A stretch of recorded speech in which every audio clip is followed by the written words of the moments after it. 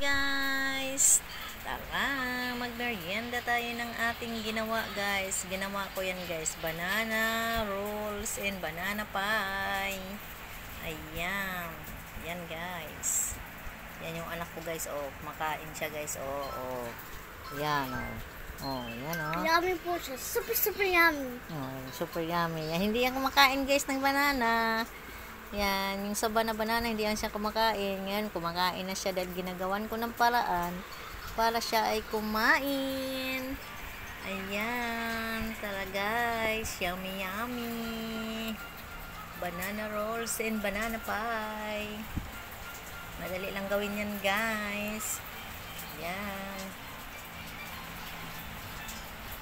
Super dali lang yan gawin guys. Wala pa yung wala pang 20 minutes mo gagawin yan.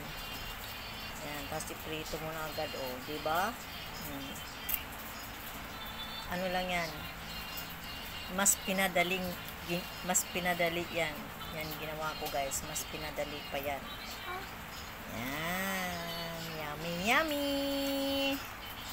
Yan guys, ang aking ginawa na banana rolls and banana pie.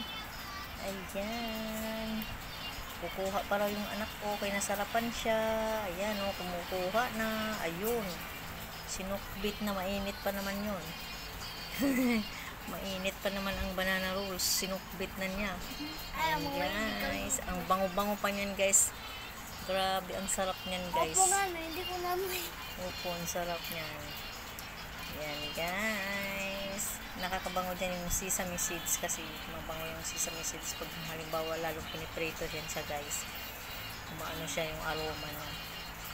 Yan, kaya sobrang bango siya pag piniprito. Yan guys. Ang aming merienda. Yung anak ko kumakain na habang mainit pa. Sobrang init pa. Yan, pinapapak na niya yan guys. At thank you sa Lord. At kumain ang anak ko kahit papano.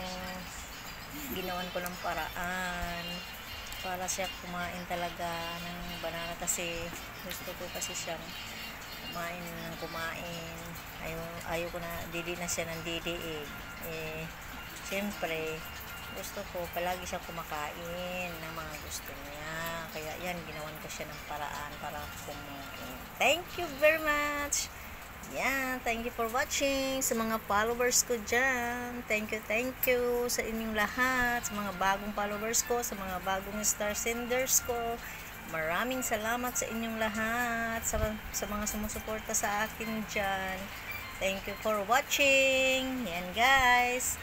Bye-bye. Follow for more. Yan.